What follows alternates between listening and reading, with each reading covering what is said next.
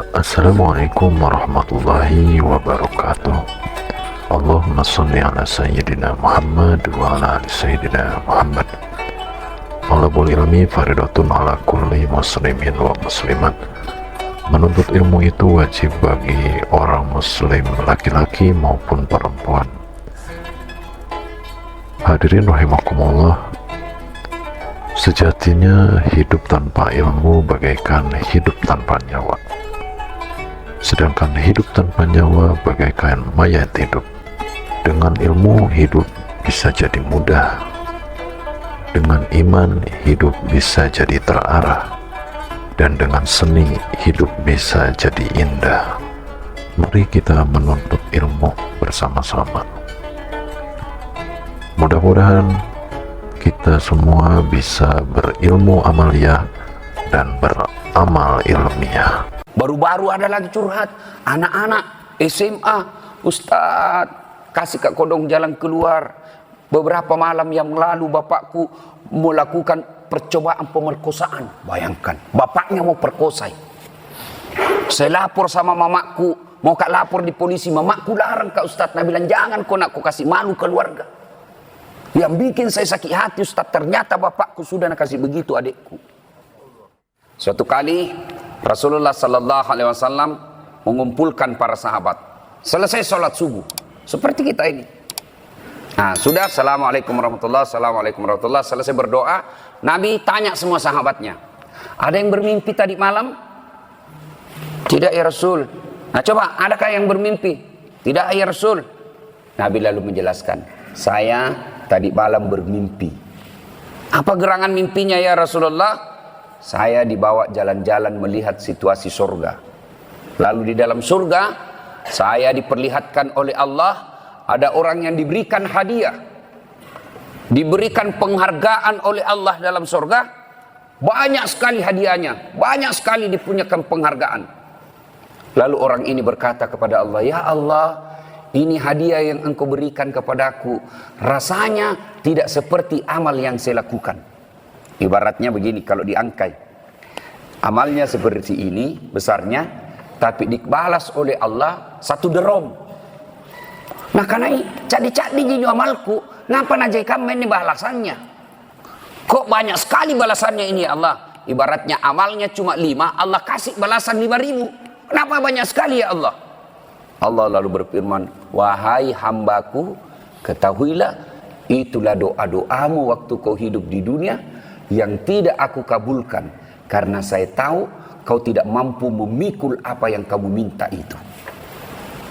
Saya ulang, Allah menjawab, wahai hambaku, itulah doa-doamu yang tidak ku kasih kau waktu kau hidup di dunia, karena saya tahu apa yang kau minta kalau saya kasih kau pada saat itu di dunia, kau tidak mampu memikulnya. Ada doa yang kita minta tidak dikasih Allah. Kenapa tidak dikasih Allah? Allah tahu kalau dikabulkan tidak bisa kita pikul. Contoh, ya Allah, mudah-mudahan tahun ini saya bisa beli mobil. Ngapa nak bukan mobil dibeli, motor dijual? Apa nak tambah jauh jadi yang ku minta ini? Ya Allah, mudah-mudahan suamiku bisa beli mobil tahun ini. Tiap malam itu ibu berdoa. Ternyata tidak dapat. Oh ternyata Allah tahu kalau ada mobilnya suami kita ibu, bukannya makin bahagia ki, malah tambah rusak rumah tangga tak. Kenapa? Suami tak mobil barunya nak pakai ki selingkuh. Apa ibu? Mau ki? Hui, mau kok ibu? Apa nak bilang teh aja Ustaz. Tahu itu ibu kalau orang bicara poligami deh langsung nak bombek ki. Nah kan ini Ustaz kasangin poligami mami na cerita. Ibu-ibu tahu gitu dalam Islam ada 4 tipe rumah tangga. Pertama dalam Quran itu toh, ibu-ibu dengar dulu nih bu. Pertama suaminya beriman, istrinya kafir. Nah inilah rumah tangganya Nabi Lut alaihi salam. Yang kedua suaminya kafir, istrinya beriman. Inilah rumah tangganya Fir'aun laknatullah alaih. Yang ketiga, istrinya kafir, suaminya juga kafir. Inilah keluarganya Abu Lahab. Yang keempat, suami beriman, istrinya pun beriman. Dialah Ibrahim alaihi salam. Ibu-ibu kira-kira pilih mana ibu? Rumah tangga yang bagaimana yang ngempak ini bu? Ibrahim alaihissalam. Tapi ingat ibu, Ibrahim itu 2 istrinya. Mana ibu? Masih mau ke Ibrahim. Dan sudah jambak Ustaz, lebih baik Firaun saja. Nah ibu bapak saudara-saudara sekalian, ada orang berdoa, ya Allah mudah-mudahan anakku lulus jadi PNS. Malah tidak lulus. Padahal anaknya paling cerdas, padahal anaknya paling baik sholat tahajudnya, anaknya rajin mengaji, daftar PNS kok tidak lulus. Sementara tetangganya anaknya pakai kepala talang, anaknya sangin cewek mami na bonceng tiap malam minggu ndak na nikahi. Anaknya jelek agamanya, tidak pernah kita sholat, sholatnya hanya hari Jumat saja, paling terlambat datang, paling cepat pulang. Lulus sih. Allah tahu kenapa anakmu tidak lulus PNS, karena Allah tahu bukan di situ tempat yang baik. Saya contoh ibu ini sering sekali saya cerita, ini sisi kehidupan saya. Waktu ku tamat ke SMA, daftar ke fakultas kedokteran. Mau sekali kan jadi dokter. 3 kali saya ikut UMPTN, 3 kali. Bayangkan 3 kali. Saya ikut bimbingan tes di Gama College waktu itu. Yang ambil yang privat khusus.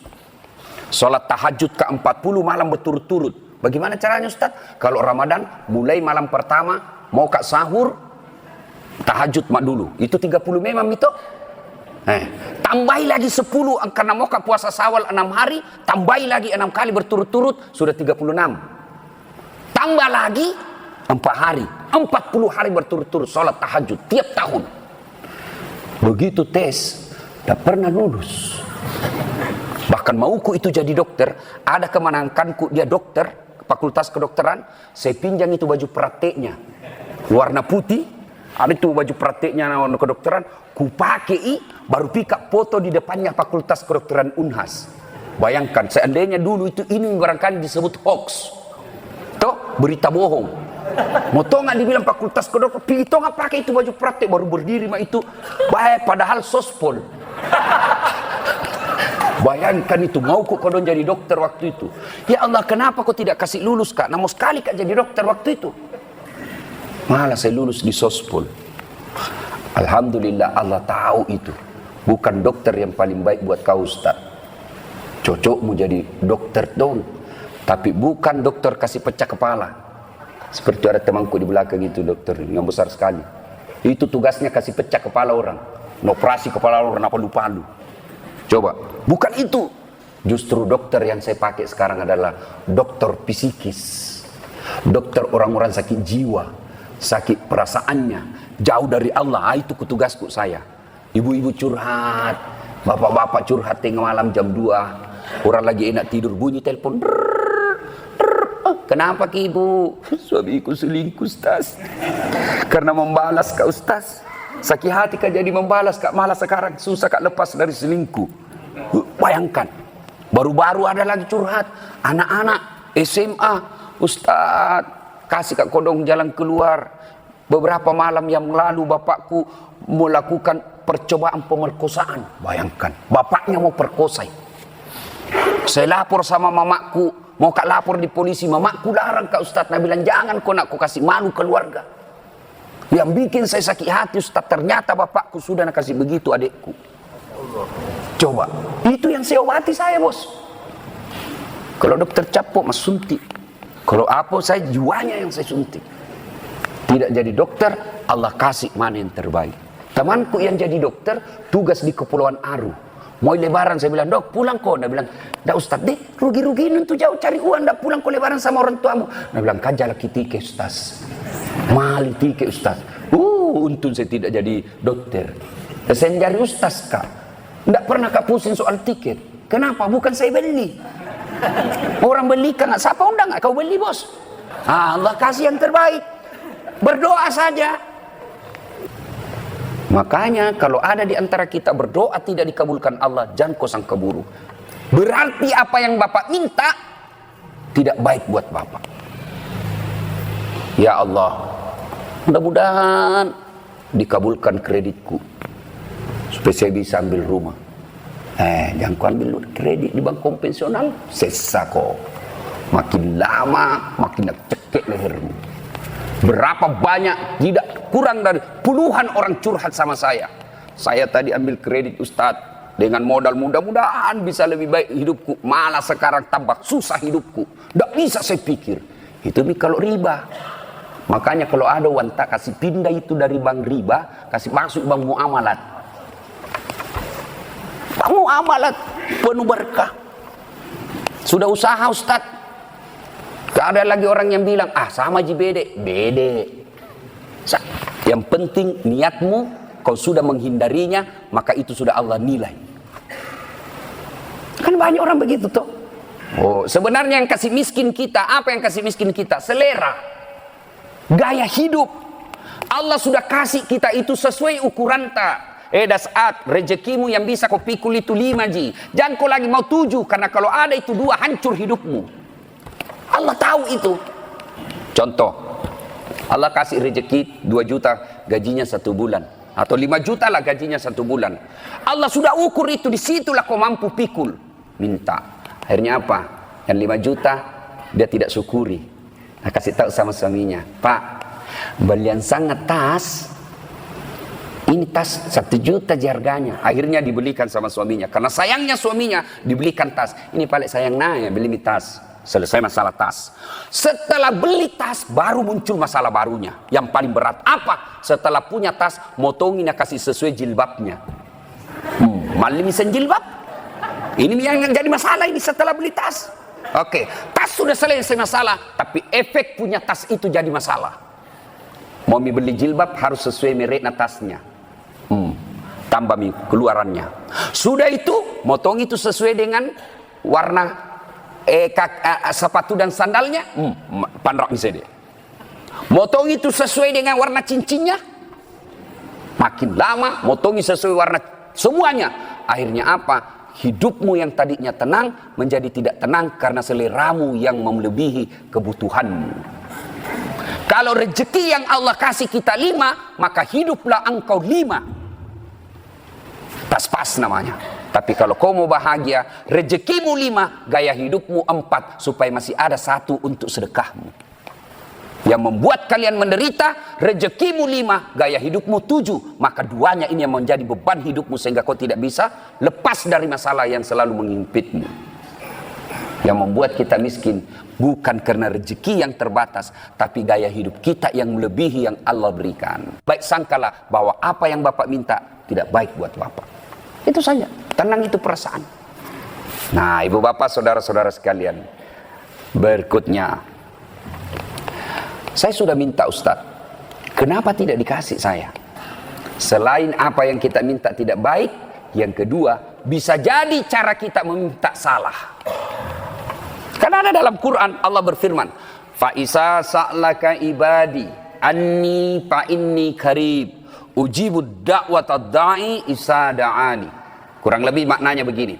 Apabila ada di antara kalian, wahai Muhammad, bertanya soal aku ya Muhammad, sampaikan kepadanya, sungguh saya sangat dekat dari dia. Sangat dekat saya dari dia. Bahkan lebih dekat daripada urat nadimu. Dan dengar ini baik-baik, aku mengabulkan doanya orang-orang yang berdoa apabila dia berdoa. Dengar redaksi kalimatnya.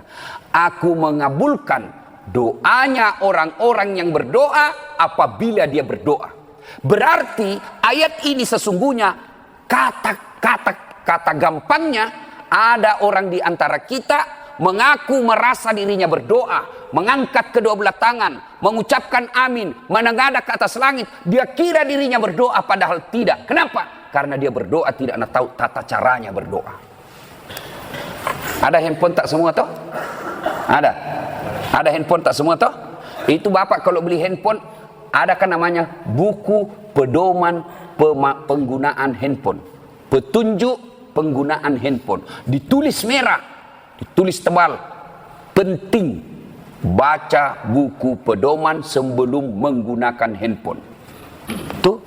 Itu handphone dipakai. Padahal kadangkala ini handphone dipakai selingkuh. Kadangkala ini handphone dipakai berbuat maksiat. Itu ada buku pedomannya. Kenapa Bapak yang harus berdoa, minta kepada Allah saja, Bapak tidak punya buku pedoman berdoa? Amin, amin, amin. Nih. Amin, amin, amin. Bagaimana cara masa kok? Coba beda di depan aku wali kota, Pak. Saya kan nanti, Pak. Nah, kurang ajar ini. Coba. Kita berdoa main-main. Amin, amin. Ada tong itu amin, Pak. Tua-tua biasa. Kalau panjang bicara malah langsung amin. Ada juga begitu. Ada juga begitu itu, Pak. Yang paling pace lagi kalau penceramah tidak tahu mengerti. Orang sudah bilang amin, enggak tahu, dia bilang, tambah suka orang ini. Bukan tambah suka. Ada tuh penceramah begitu. Saya tidak mau kayak begitu. Maka saya akhiri menyentuh kali ini. Insya Allah bagaimana etika dan tata cara berdoa, lain waktu kita akan lanjutkan. Ya, mudah-mudahan ada manfaat. Inilah saja tausiah kita pada taklim kita kali ini. Lebih dan kurangnya mohon dimaafkan. Kesimpulannya, Bapak Ibu, janganlah pernah bersangka buruk terhadap keputusan yang Allah berikan dalam hidup ini, karena ketahuilah apa yang Allah berikan itulah yang terbaik. Mudah-mudahan ada manfaat. Terima kasih kepada takmir masjid yang menerima kami untuk datang di tempat ini untuk subuh keliling. Ini mendadak, baru tompi kemarin. Di mana ini bagus orang di Suling? Oh, di Sudiang. Tapi Nabila lagi orang, susah Ustaz, pakai paspor orang pergi Sudiang. Aku bilang, cilakan, bukan luar negeri itu Sudiang. Nah, kira misal luar negeri ini Sudiang, masih jom pandang kayak ini Sudiang. Masih itu. Nah, kira segini. Kayak itu, kita tahu itu orang Sudiang salah. Karena kalau mau pergi jumpa kita bilang mau dulu pergi jumpa pandang. Mau pergi kota, nah kota tonjini. Kita sendiri orang Sudiang salah. Makanya kalau mau ke mall, jangan bilang mau pergi mana? Mau pergi kota. Kota ini juga ini. Akhirnya orang mi patua-tua iki, nabi aku tinggal Sudiang, masih Makassar gitu. Ya, Ibu Bapak, saudara-saudara sekalian, terima kasih kawan-kawan sepanjang perjalanan tadi. Saya agak jauh Pak rumah. Ini teman-teman saya yang datang itu dari kota.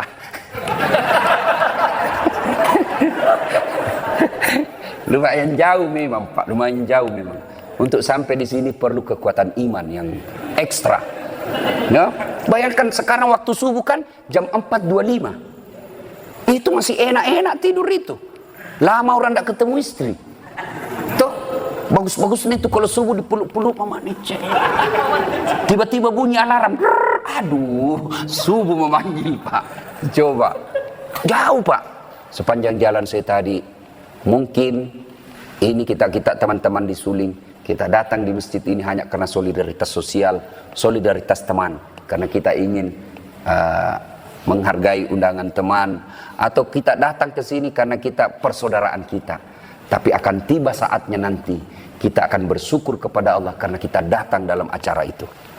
Maka akan pada saatnya nanti kita akan berkata, wih alhamdulillah ada WhatsApp grupku Suling sehingga bisa mendapat pahala ini, sehingga saya lebih gampang, lebih mudah dihisab di akhirat.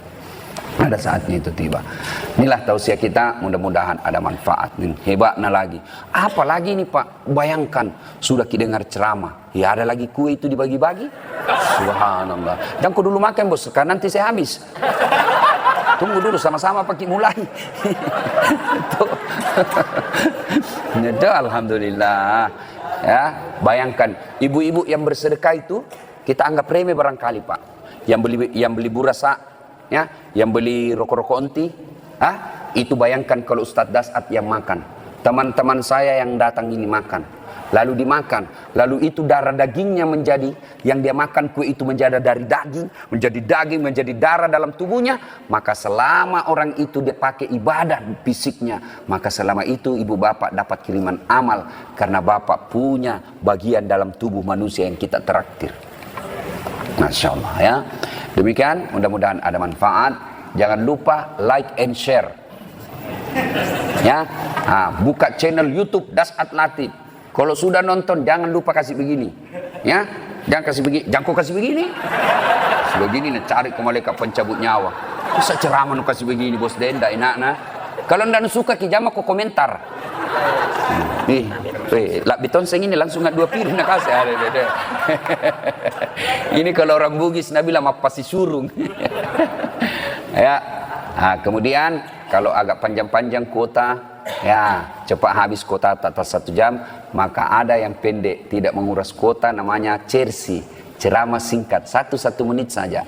Gimana caranya? Follow saya di Instagram @latif 1212, @latif 1212. Sudah miku follow Ustaz, sudah kute. Kenapa tidak mau tak putar ceramah Ustaz? Batin aku putar tak putar-putar.